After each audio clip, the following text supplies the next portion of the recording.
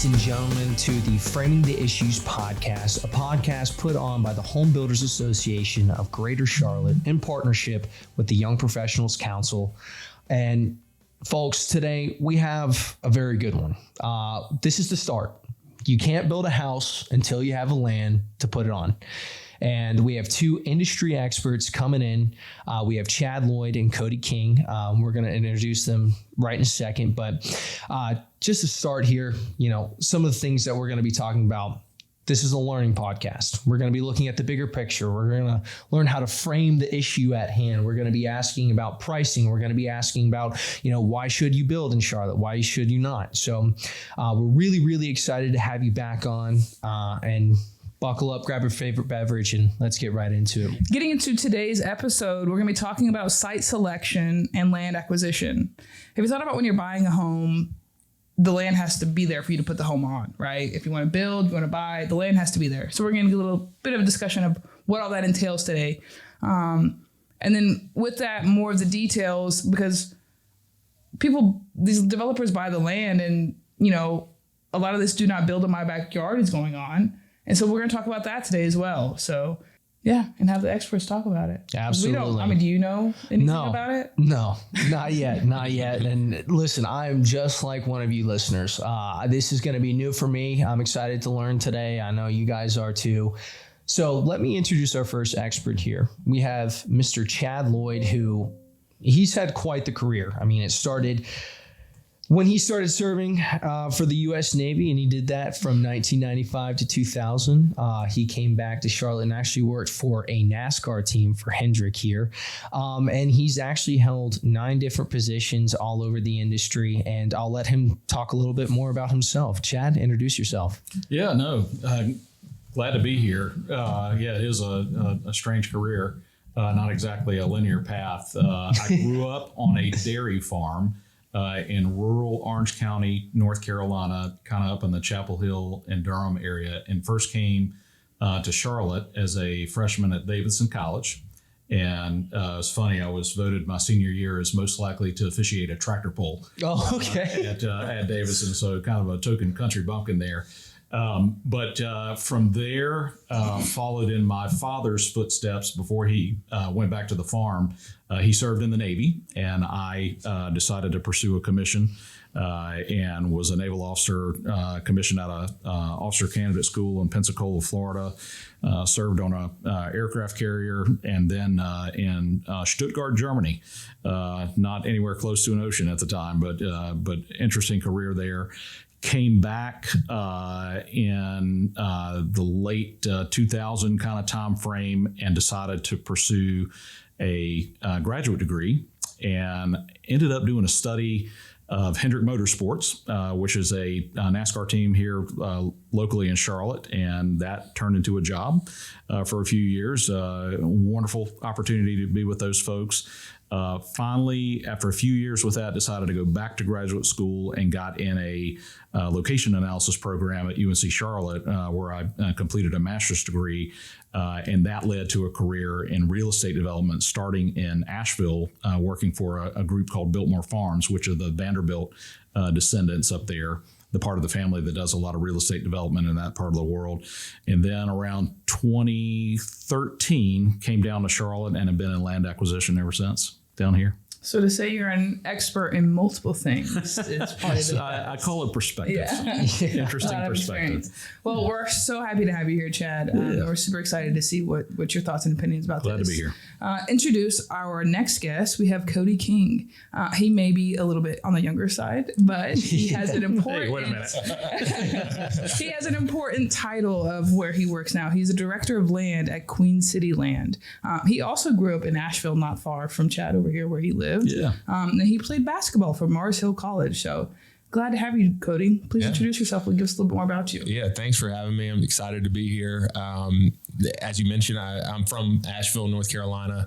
Went to Mars Hill College, a little D2 school there that I was able to play basketball at. So upon finishing up there, I had to do an internship and wanted to get out of the mountains. So I landed in good old Myrtle Beach, South Carolina. Complete opposite of the mountains. Like, that's a completely different world. I was naive enough to think that it would be warm there all year when I went. So that's where I was at. But so I worked at Coastal Carolina, did that internship for 12 weeks, and then was offered a full-time job at the university. So I worked there for 2 years and then decided to go back and get my MBA at Coastal and finished that up in 2016. Had a buddy who had went to UNCC up here and was working for one of the national home builders at the time. And he asked me if I'd ever thought about building houses. And I was like, dude, I've never swung a hammer. I have no clue what you're talking about. What do you mean? He was like, no. We build houses now with an iPad. And I was like, okay, well, that kind of sounds cool. So long story short, I applied for that home builder position and got a call a couple months later, and then made my way up here from Myrtle Beach and worked for that home builder for a few years, transitioned to working for another national home builder, and then jumping into land acquisition shortly after COVID. And so I've been in the industry for the better part of a decade now. That's impressive. I got to ask, what were you doing at Coastal? What was your job at Coastal? So I did an internship as in the athletic department, where basically I was just doing marketing and that kind of stuff. Gotcha. So I was a sports management major, nothing to do with construction, nothing to do with land, nothing to do with anything. It makes sense. You're a basketball player. Right. And okay, maybe this sounds cool. So I'll do something like that. And then I got the job offer was to be the facilities coordinator at the HTC Center, which is, I don't know if you've ever been to that campus or not, but it was where the basketball arena was at, and then student rec center, so their gym and where they ran intramurals and all that kind of stuff out of. So I had a staff when I was 22, 23, I had a staff of 30 that I scheduled, managed, hired, fired, and managed that gym for a couple of years. And that was probably the most fun job that I've ever had. It's always those random jobs that you just get. That's always the best. Oh yeah, it was a great time. So people hate on Myrtle Beach, but it holds a special place in my heart. My kids love it. My kids love it. Yeah. So, I mean, once again, that's a huge career change, going from working in an athletic department into, getting into home building and now into land acquisition. So I think really diving into it and starting off the conversation, this might be a personal one for me, but when people think about land acquisition and buying land, it's not about just going and picking out a piece of land in a field saying, I'm going to put my house here, because that's not what it is. Not at all. So for someone brand new to the land acquisition, how would you explain what it actually means, in plain English? So what land is suitable, right? So when we look at land that's suitable for development, we're looking at many different factors, right, Chad? I mean, I think you have to look at anything and everything from which municipality that piece of land is located in, and are they playing ball, and by playing ball, are they in favor of development? So you look at which municipality, what's it zoned, what's the topography look like, what's the shape of the property, does it have any road frontage on any major highways where we have a good marketing window? So there's so many components that go into finding a suitable piece of land, but those are just a few to start. Yeah, I would just add that you may drive around and you see something that's like, gosh, this would make a great site. It looks easy, but it is vastly more complex to put a single family or townhome neighborhood on the ground. Proximity to infrastructure is a big challenge here in Charlotte, and capacity in those different systems, water and sewer, in addition to other dry utilities, water or power and cable or fiber, whatever it may be. It is a very complex, multi-layered analysis to try to identify sites that make sense, and you're competing with. My last count was pushing 30 production builders in town, not counting the small guys, and we're all chasing the same land to go out there and try to get these pieces under contract, and then a very long process to go through the entitlements to get them to where you're permitted to build it. So it is a long journey to put together a project to ultimately be able to build a house and to sell those homes. Yeah, well, so let's break it down then, because we'll get into a lot of that information today, I feel like. So let's break it down a little bit. When you say you're looking for land, I mean, are you guys just looking at your Google Maps and you're like, hey, there's some land there, let's go look at it? Are you driving around? Like, how are you guys finding the land? We are a number of builders in town. You pretty much every builder has kind of a sense of the market share that they want to pursue. Charlotte, for the new home market, is roughly about 13,000 homes a year out there. You have some builders. Now, when you say that, like the market share and all that, can you explain a little bit more about what that means? A builder's going to try to pursue a targeted market share of that pie of 12 to 13,000 homes a year that they want to aim for, to go and build, acquire and build those homes to sell. Some of the bigger publicly traded companies out there like Lennar, D.R. Horton, Ryan Homes, they're gonna get 1,000 to 2,000 homes a year, as opposed to other builders that may be anywhere kind of mid-tier, like our company. You're going to average around, and we were together at MI for a few years, around 400 to 600 homes a year, and then down from there. So it depends on how far out you want to go, and how aggressive you want to be, and how big your operation is. But it is so everybody has a little bit different strategy, and they may have different product lines that target different types of home buyer profiles out there. But that's, we are constantly looking for land. We live in a place that has tremendous in-migration here in Charlotte. But you are also trying to gauge what the market's going to be in most cases years in advance. When you go out there and try to try to identify a piece of property, I did the math just in my head before this podcast, that let's say it takes me 6 months to go and identify a piece of property, negotiate a contract on that piece of property. Then in most cases, not every case, you're going to have to go through a rezoning process. That typically takes up to 10 months. Then after you get your rezoning, you're going to want to go in and get your construction documents and your permits. That process, it used to be, 10 to 12 months. Now it's easily 14 plus. Then to put the first phase of the community on the ground, you're talking in general, another 12 months on top of that, in between getting the permits on your homes and getting the first homes ready to be able to sell. If you add that all up, that's more than 3.5 years. And so you're having to look at the market now and look at long-term demographic and economic and in-migration trends to try to anticipate where that growth will be and where people will want to live.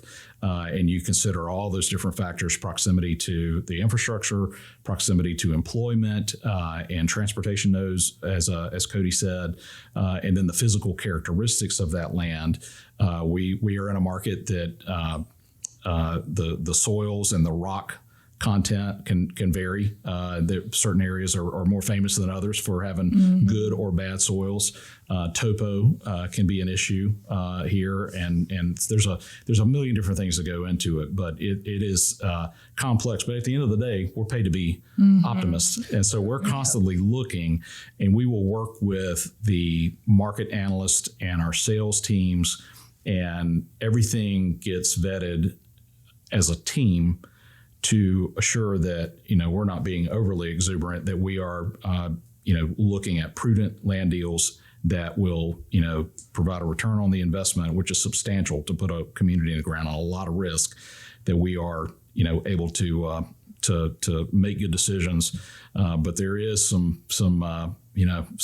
long-term forecasting that goes into it, which makes this industry particularly risky. Yeah. Well, you just said lots of things, lots of information. Yeah. And to put that in a little bit of perspective for anyone listening who doesn't understand or doesn't know all the things he just said, that is one of the reasons why it's so expensive to buy a house, because that process, like he said, is 3 years. And people that are doing that, if you're lucky. Yeah. But the thing is, you guys aren't getting paid for free.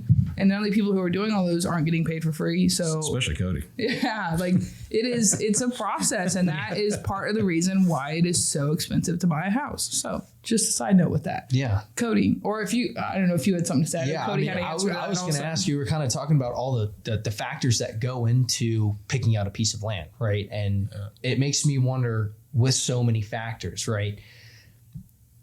Is there any way that you can go and find a piece of property or a piece of land, right, and it looks perfect, but somehow it's still a bad deal? Happens all the time. Yeah. And so when that happens, how does that play out? How do you get out of that?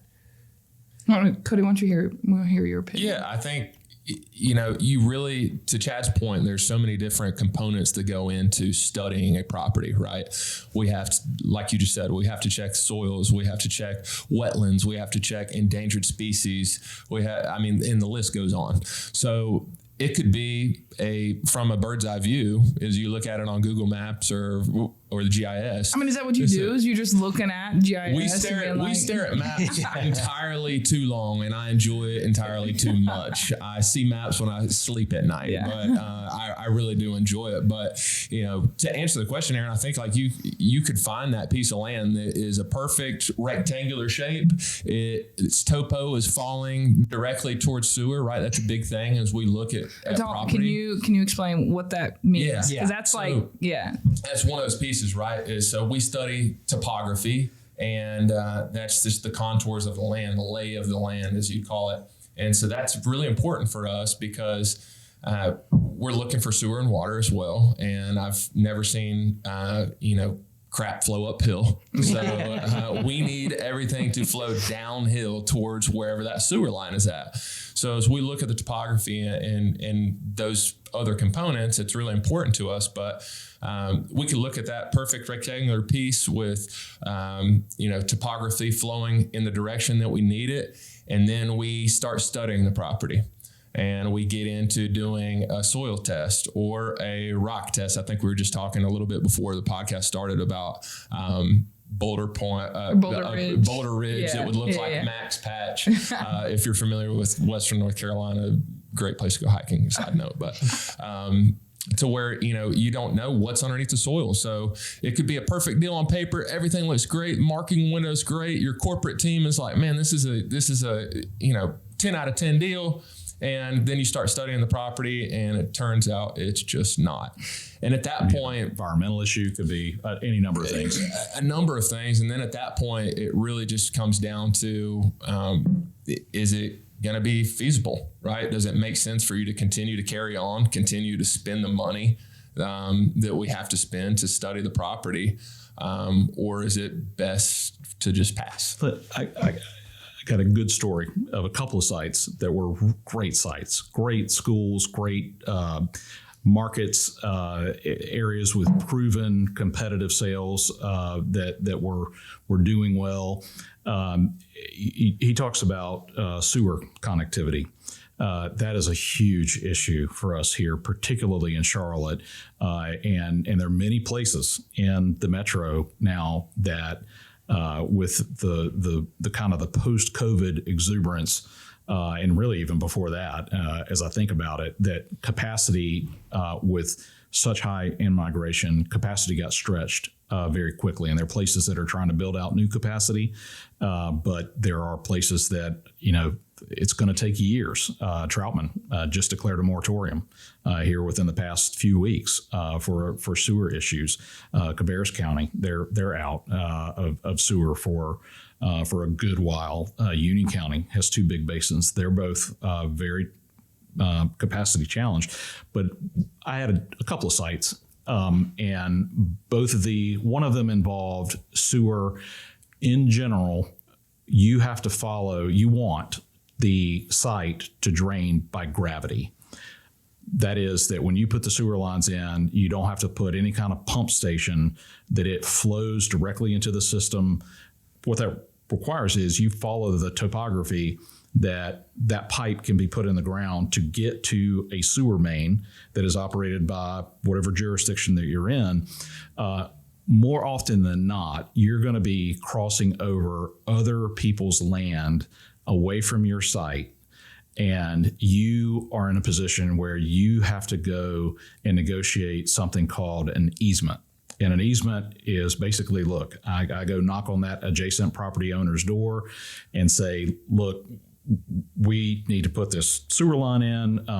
The topo runs through your property, and there can be an offer with that to put that sewer line in and hopefully connect. Well, depending on if you have a large project or if you're a good bit away from the sewer main, you may be dealing with multiple properties that you have to individually go and negotiate these easements to get to.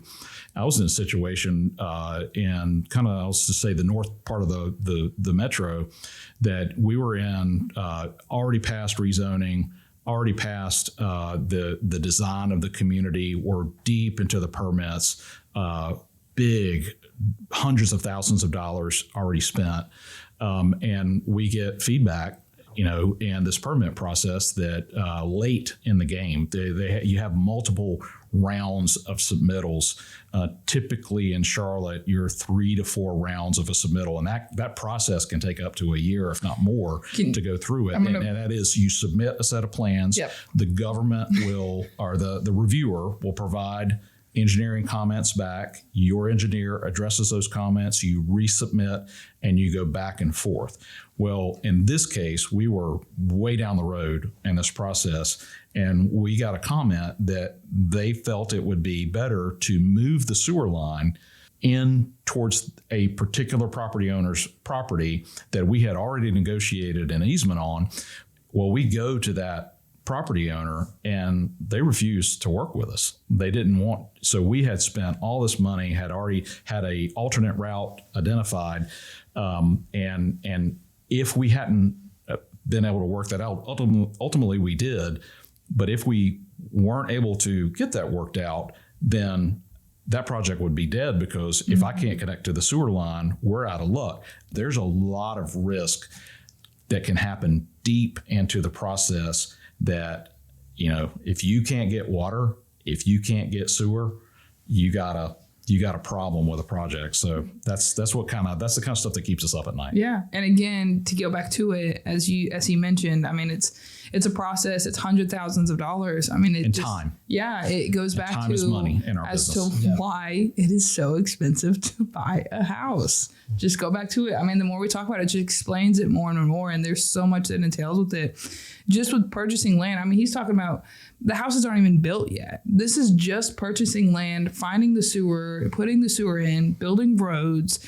There's so much that goes into it, and as to why it dictates of what the price of these houses are. I mean, when you guys are driving on the road and you see these new neighborhoods being built and you feel like it's a smaller house, but they're $500,000, there's a reason for it. And that's part of the reason for it. So I'm so glad to have these conversations and you guys mentioning all this, especially with submitting plans. It's, getting back to it with the city. I mean, municipalities play a huge part in these developments and improving what they can and can't do and how complicated it can and can't be. So how difficult has it been for you guys with dealing municipalities and purchasing this land and figuring out if they'll allow you to have it or not? Yeah, I think, as Chad mentioned earlier, it's extremely saturated market too, right? With 30 plus national home builders being here, a number of build to rent groups, and within that 30 home builder group, a rumor mill starts of where you can go and what is going on, and that kind of leads us in everybody directions. Knows everybody, right? Kind of telling so everybody's business. It's all secret, but everybody knows it. Yeah. Moving herds. Yeah, and it's in that. That 30 group of national home builders very much like herd animals, like Chad just mentioned, which is hilarious because once something starts, everybody kind of starts following suit. But giving a perfect example that is really recent, in York County, they just implemented a impact fee in the Lake Wiley area, which is for the new Lake Wiley High School, which I'm not 100% sure if it's Lake Wiley High School or if it's going to be called something else. But It's over that close way. to your DRB, so to the Lakeside Glen site.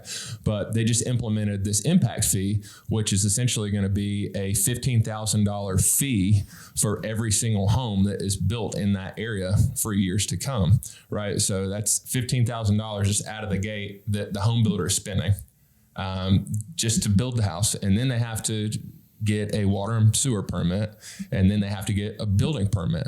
So now you're looking at maybe $25,000 to $30,000 just to start the build of the house.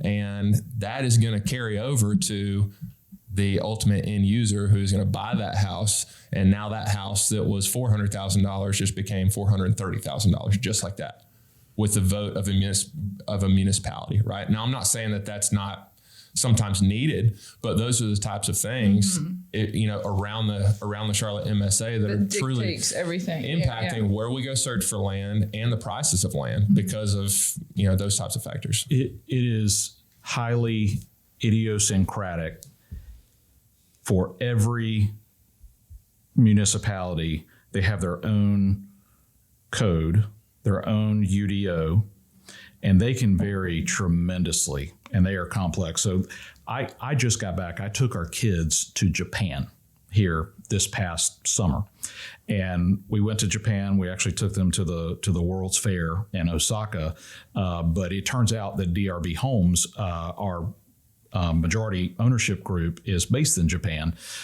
So I was just curious about how they do things in Japan. How do they build homes? It was Tokyo. It was 37 million people there, and it just ran like clockwork. It was an amazing place to go visit. They have national zoning. So throughout Japan, there are 12 zones, and the municipalities have some input into it, but in general, it's a highly predictable. It's already kind of pre-zoned by right.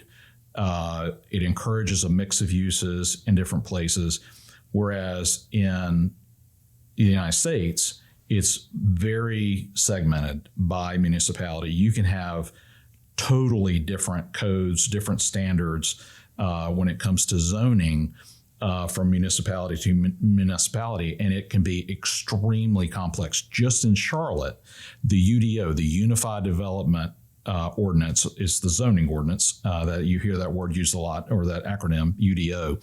It's 600 plus pages, and it is incredibly complex. And you get, in many of these places, they're so complex that from reviewer to reviewer, as you go through that process, you'll get different interpretations on it, and that can cost at a tremendous amount of time, and the amount of differences in standards that you will encounter in different municipalities. I like to tell people that as production builders, we are like BMW. We build a BMW house. But as you go and BMW builds one car, they build it down in a factory in Spartanburg, South Carolina. It's as if you're telling the BMW guys that you can drive that car through Charlotte, but it's got to have, a certain look. It's got to have a wheelbase that's 2 inches wider, because that's important to us. Or you go to Gastonia and we want the car to be a little bit higher and have a different shaped hood on it, because that's important to us.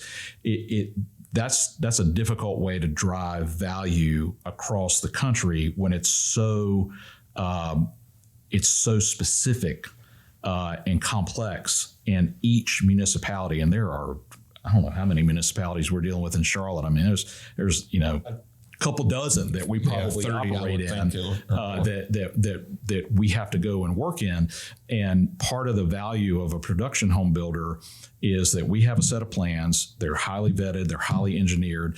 To go and change those plans from municipality to municipality is extremely difficult. That's like asking BMW to go change the tooling of their factory to have a different car in one place versus the other. It sounds easy. It's just sticks and bricks, and how hard can it be? But it is an incredibly complex supply chain and estimating and bid process to deliver those homes. So you have a lot of differences out there. and things are important to different municipalities. You'll go through something in most of the United States. We've had zoning since the early 20th century. Nowadays, most places have a conditional zoning process where I go in and I have a new project and I submit. There's an expectation that there's a bit of a negotiation on it. And that can entail, hey, I may artificially reduce my units. I may make bigger lots out there, or I may have, setbacks on the garages, change my architecture. I may, instead of, being able to permit to build one type of siding, I may, have to be required to do a certain amount of brick or a certain amount of fiber cement siding, which is a more higher end siding. You add all of that up and all of the time to try to manage that process between time and cost. It's a major factor driving the affordability challenges that we have now.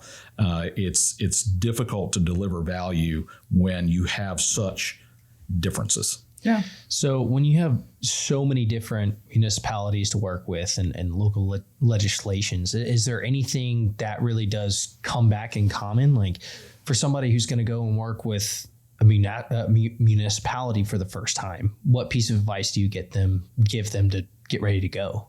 I think that's tough, right? It depends on what they're looking for, right? If you're looking to build a higher end product and you can go into a market and compete, then you may be able to go to like a Huntersville or something like that where you can build a nicer product. And as you go to some of the tertiary markets, that you might be building something that's not going to have as many requirements on brick and stone and what type of materials you can use, and maybe a little bit more attainable for you to build something that's affordable. Is there any municipalities that you find land in and you're like, you find it and you think it's perfect and it's in this certain municipality that you're like, dang, I really don't want to go through this with them? Like, are there any? Yeah. Or are there some that you're like, yeah, perfect. This is in a perfect spot. This is great to go through with them. Like, we love them all, right? Yeah. You have to say that, right? Exactly. Yeah, you have to say that. No. All right, municipalities, close your ears. The ones who are the city council members, close your ears. You don't want to hear this. There are certain areas that can be very challenged, and in what happens when you have like the city of Charlotte, right in the middle. I would say they're one of the more predictable, if not the most predictable, of the municipalities that you go through. When you go through, or you reach out to some of the peripheral exurban areas and the municipalities that have incorporated around the core, then it can get, they tend to reach a tipping point. You'll have folks some point they incorporated and they want to grow. And then they grow and they get to a point where they feel a little squeezed and, hey, we don't want any more houses. I mean, there are elections that happen every November, and I take pictures of the election signs that are like, people campaign on no new houses, right? Oh yeah, I know. I just experienced that. I mean, I ran for city council this past November, and same thing. One of the guys I was running against, the same thing. Like he's like, no more building, and I'm like, it can be a lightning rod, and smart growth principles. You want to concentrate your growth, your employment and housing, so that it's close to one another, so that you can you don't necessarily have to drive to everything that you want to go to. You want to concentrate it where those jobs are, where the infrastructure is, but more often than not, you will get in some of these outside areas and they reach a tipping point and they say, no more. We're not going to allow any more. When we say, density, it can be townhomes, it can be lots that are maybe 50 to 60 foot wide lots, and the doors will shut. There'll be, either they've run out of capacity or they've declared a moratorium or they just become politically. There are multiple places around Charlotte in particular. We're not going to name drop. We're not going to name drop those. But I've been blown up in enough places to know that it can be very challenging. And so what what will often happen is that you'll get a place that shuts down, and then the demand is still there. I mean, there's, according to the Charlotte Business Alliance, there's 157 people a day moving to the metro. UNC Charlotte came out a month ago, and they said the metro actually added 78,000 people a day, which is 214 people a day. They're moving here still. And so the question is, well, how far out can we push it? And often what happens is you'll get the areas further out, the other side of Monroe, Albemarle, Salisbury, out towards Statesville and Hickory, and some of these places.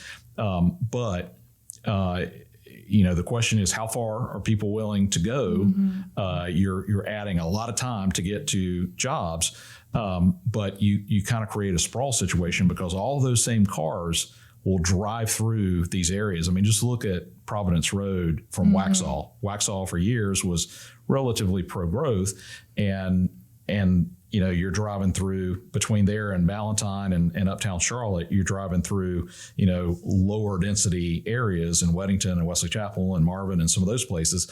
But they're all still running through those same roads. So it really stretches out the infrastructure, and it can be a challenge. It can be a challenge on the infrastructure for those individual areas that you have to stretch it out so far because you artificially reduce the ability to concentrate closer into town. Charlotte, and I'll kind of finish with this one. Charlotte, to its credit, in June of 23 or thereabouts, there was a model that was, I believe it was based on Minneapolis, that Charlotte recognized that there is an affordability challenge in town. And they proposed, and it had lots of acrimony and lots of discussion, lots of community input on it. But ultimately, they adopted a new UDO that allows some sense of density on areas that were previously zoned residential 3. Okay, that residential 3 generally means you're going to get about 2 to 2.5 units per acre when you figure in all your infrastructure. But then suddenly, starting in June of 23, you could do on some of those same pieces of land by right without having to go through a very unpredictable and complex zoning. You could get, duplexes and triplexes and maybe get 7.5 units an acre, and to kind of go after some affordability. And lots of builders have jumped on that to do it, and so much so that we've created a bit of an oversupply right now with the kind of current economic conditions. But I think that's a good step towards addressing these kind of things, is to allow more by right development, as opposed to you get in front of a small municipality and you're trying to get a project approved, and you just, okay, I'll build it brick. I'll build it, with big giant lots. I'll build it with all kinds of architectural elements to it. And that drives up price immensely. Yeah, it's crazy to see how many factors go into just getting the land. Not even having a structure on it, but just going and saying, man, that's a nice piece of grass. Maybe I can't put a house on it. But just to wrap up today, guys, I mean, what's one problem or a pet peeve or a misconception about what's going on in your market and in your industry that you wish you could change? I think one of the biggest, I don't want to call it pet peeve, but I think misconceptions is we get the rap for big, bad, greedy developer.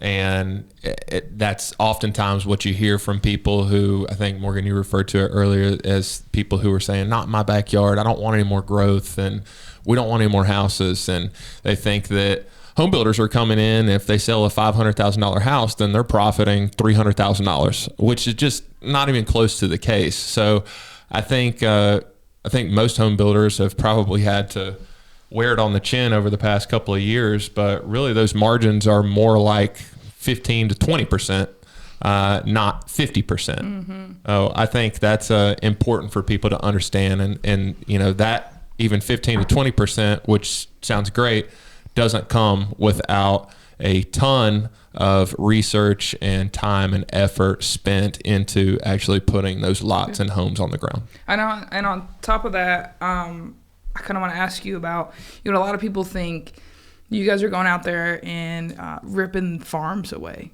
Like they think you see all this farmland and you're just buying it by pennies to them. And, I think that's a giant misconception as well. If you want to explain a little bit more on that. Yeah, I think that's very true, right? And they kind of go hand in hand as we get that bad rap too. But oftentimes the other side of the coin is these farmers who have owned this land, for generations, for 100 plus years, as it's passed, been passed down a few times, or it's been the same farmer who's lived there for 80 plus years, and now that 50 acres is not really manageable to an 85-year-old. So it doesn't make sense for them to hold on to the property, and really the best case scenario for them is to create some generational wealth for their family and sell the property, which in my opinion, I don't think there's anything wrong with that. Yeah, I mean, because like you said, someone who's 85 and has a farm, it's not like they have somebody else to give it to. And it's not like there's many people that are actually buying farms to run them now. So Chad may have a child that could very well run a dairy farm after growing up with him as a father, which would be pretty cool. I wish I knew more about farming. I really do. But, if I were to be handed a farm right now, I don't know that I could say, I can keep this thing going, guys. We'll just keep rolling. Does your farm have water and sewer nearby? Yeah. We need to talk after. Yeah. I think that what I would hope that municipalities and everyone that kind of has their hand in housing in Charlotte and around the country is to consider kind of the death by a thousand cuts.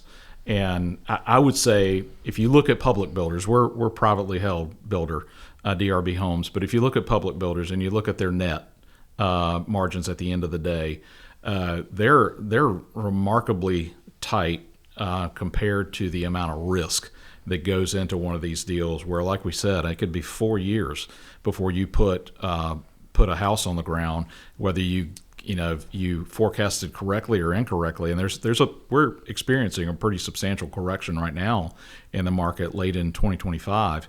But I think that as it's easy to, in reviewing a new project that may come across your desk as a council person or planning person, look, we want these things to be dolled up. We want them to have all kinds of gingerbread on the houses. We want them to be, alley fed and look like they belong on the cover of a magazine somewhere.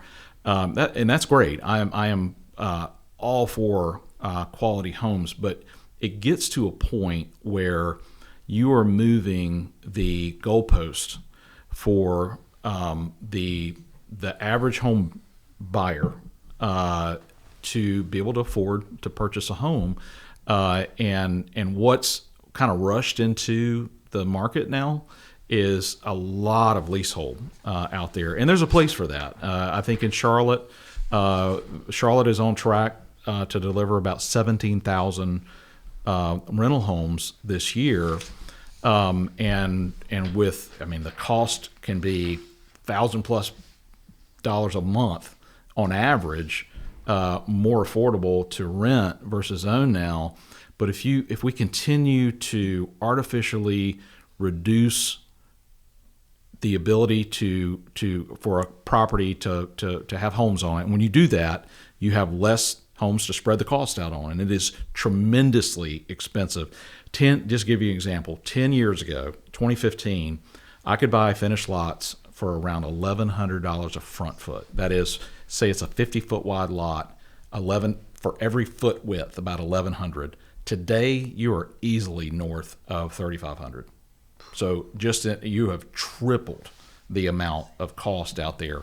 And when you do that, the only option people have is to either live way far out to where they're in a car all the time, or they are in a position where they have to rent and they never have the opportunity to build equity that they can, someday take out a loan and send their kid to college and to build economic mobility out there.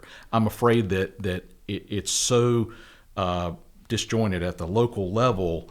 And for people want nice neighborhoods. They want quality, and I agree with that. But when the rules are so unpredictable, and the time, and time is money in these things, it leads to incredibly higher costs out there. I saw one stat recently: income has grown since 2000 by 26%. The average home payment is north of 80% growth over that time. So it's pushing that ability to own a home to where it's just not attainable for your teachers and firemen and folks. So it's a big challenge out there to make it more efficient and less fraught with resistance at every corner. I think is something that we need to think about as a society and not just as builders and developers. And that's kind of like the whole reason why we're here on this podcast, is to talk about all of these things and as to why it is so hard to buy a home right now. So, this is all great information. I mean, absolutely. You guys went into depth with it. Just a recap of it, buying land is not that easy. You have a lot of things that you have to look into, where the sewer is, the water is, and topography, as Cody said, and where it flows. Topo. And there's so much that goes into it, and so many man hours or woman hours. Amen. That's right. Yeah. And so it costs a lot to do that, and it's part of the reason why. Again, this is the third time I've said it, but it's the whole reason why we're doing it. Again, it's why buying a home is so expensive. Yep. And folks, municipality does not just mean your local muni course, golf course, or anything like that. It's a whole legislation. But gentlemen, thank you so much for having for coming on today, and we were so glad to have you. What an episode to kick this off. So much information. So much. I'm so excited for our next 11 episode slate, and come and give us a listen. Wherever you listen to your podcast, whether it be Spotify, Apple Music, YouTube, wherever you can find your podcast, go grab a beverage, give us a listen. This has been the Framing the Issue podcast with Morgan Smith and Aaron Kersey, and we'll catch you on the next one. Thank you, guys. Thank you for having us. Yeah, thank you.